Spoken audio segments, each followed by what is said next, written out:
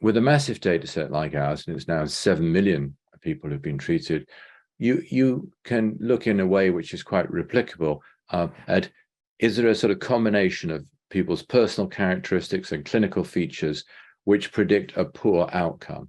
And so we've been doing that. A chap called Rob Sanders has done what he calls latent profile analysis, where he's identified a subgroup of people who have very low recovery rates, only about 20%. When you look at that subgroup, there isn't any particular diagnosis that they have, but they do tend to score high on measures of both depressed affect and anxiety. They tend to be unemployed and on welfare benefits, and they tend to have some phobias as well. Once those had been identified, then we got the algorithm that you use to identify that subgroup and ran it on all new patients coming into the services around the Oxford area where I work.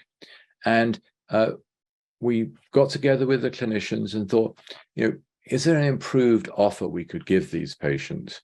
And we thought, well, one of the obvious things that's missing is the help of an employment advisor who works very closely with the psychological therapist to deal with the employment issues and also some well-being issues. So we offered patients who met the sort of latent profile 7 criteria this enhanced therapy if they would like it. Not everyone took it up, but for those people who did take it up, the recovery rate really improved enormously, up to 47%, really pretty much with the national target. For those who didn't take on the employment advisor as well, it was lower at 27%.